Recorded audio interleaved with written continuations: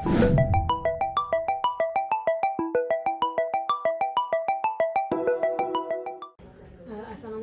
warahmatullahi wabarakatuh. Sebelumnya Bapak.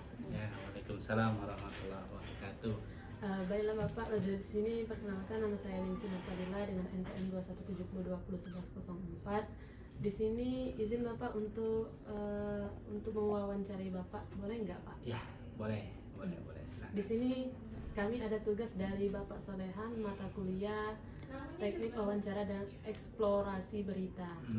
Di sini kami ada tugas untuk mewawancarai salah satu dosen AIK di kampus Universitas Muhammadiyah Bengkulu. Oke, ya. Di sini Bapak, Nancy ingin bertanya kepada Bapak Riswanto selaku dosen AIK di kampus Universitas Muhammadiyah Bengkulu. Oke. Yang pertama itu saya ingin bertanya nih Pak, bagaimana konsep Islamisasi dalam kampus Universitas Muhammadiyah Bengkulu? Oke, baik. Langsung saja ya. Jadi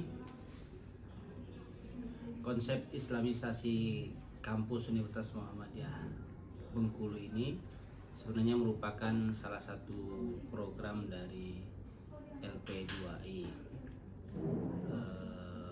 yang mana LP2I ini satu lembaga yang memang bertugas untuk mengkaji kemudian mengimplementasikan Islam terutama di kampus Universitas Muhammadiyah Bengkulu ini. Nah, konsepnya ya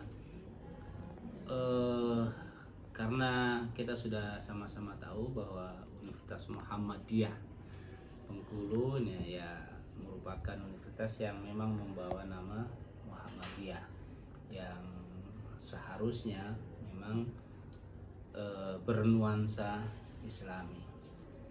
Jadi Islamisasi kampus ini dalam bentuk bagaimana pengamalan, penerapan ajaran-ajaran agama Islam itu terlaksana di kampus Universitas Muhammadiyah Bengkulu. Apa itu misalnya? Ya dalam bentuk menutup auratnya ya jelas. Lalu di samping itu banyak hal lain ya, agenda-agenda kegiatan yang bernuansa Islami, misalnya pengajian, lalu kemudian tadarus yang memang secara rutin dilaksanakan di Universitas Muhammadiyah Bengkulu. Dan lebih dari itu, memang secara akademik pun kita sudah atur, sudah disetting bagaimana UMB itu bisa menjadi kampus yang Islami.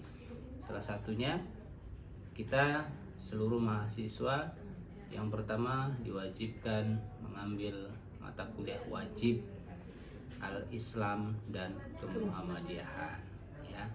Lalu yang kedua, di samping secara akademik yang diterapkan dalam mata kuliah, maka kita juga diwajibkan hal-hal yang terkait keislaman. Misalnya seluruh alumni mahasiswa Universitas Muhammadiyah Bengkulu wajib bisa membaca Al-Quran, sehingga dibuktikan dengan syarat ujian skripsi itu wajib harus sudah bisa membaca Al-Quran. Jadi bentuk Islamisasi kampus yang dimaksud tadi itu bagaimana caranya nuansa Islam itu, ajaran atau pengamalan Islam itu terlihat di kampus Universitas Muhammadiyah. Begitu kalau bentuknya. Oke. Tadi kalau itu dari konsep Islamisasinya, di sini Ningsi juga ingin bertanya kepada Bapak tentang bagaimana penerapannya ini. Apakah dalam penerapannya ini di kampus Universitas Muhammadiyah Bengkulu mahasiswanya itu misalnya berbusana muslimah dengan baik dan benar, atau masih ada yang suka pakai celana jeans atau gimana Bapak?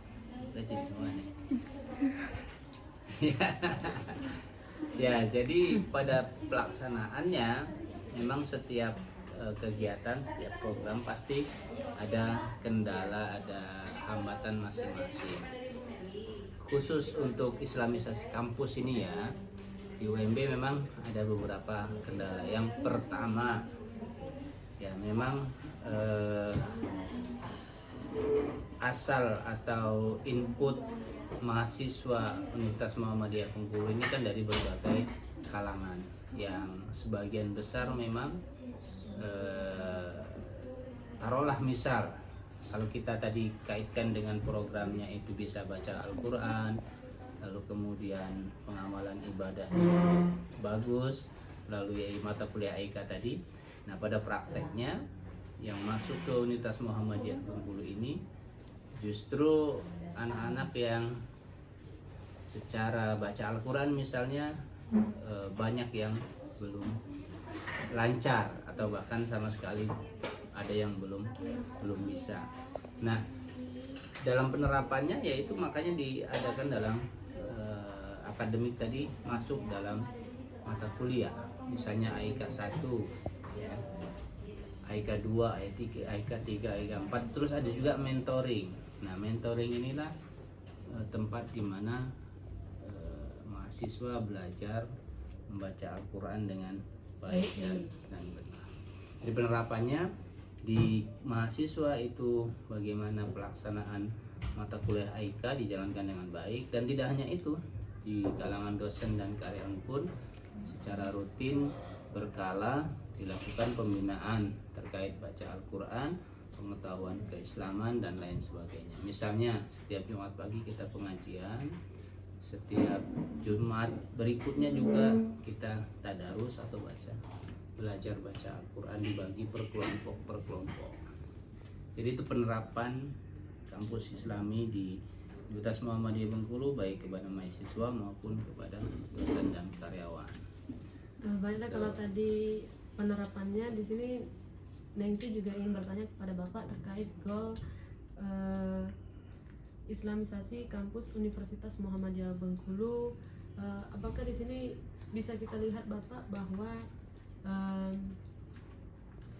mahasiswa yang sudah menyelesaikan studinya di Universitas Muhammadiyah Bengkulu itu sudah mampu dan bisa menerapkan apa saja yang dipelajari dalam AIK 1 sampai seterusnya?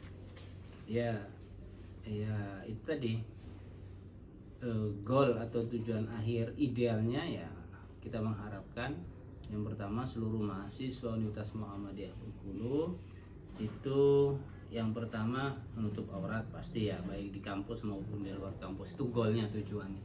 Lalu kemudian setelah tamat semuanya bisa membaca Al-Quran, itu goal tujuannya. Lalu kemudian bagaimana pengamalan Islam bagi alumni atau tamatan Muhammadiyah itu diusahakan lebih baik daripada alumni atau tamatan yang lain.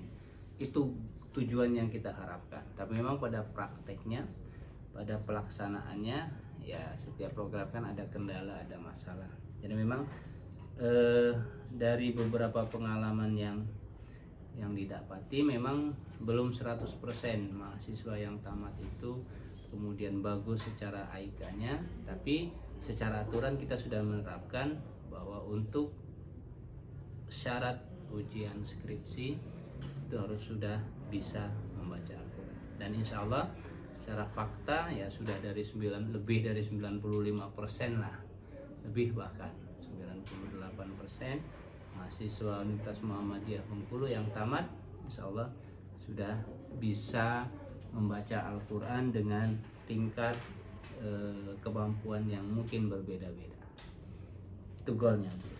Baiklah Bapak, terima kasih atas kesempatannya yang terima kasih waktunya yang telah diberikan kepada Nancy untuk mewawancarai Bapak pada kali ini dalam sebagai narasumber Islamisasi di Universitas Muhammadiyah Bengkulu. Oke, sama-sama. Terima kasih sekali Bapak dan akhir kata wassalamualaikum warahmatullahi wabarakatuh. Waalaikumsalam.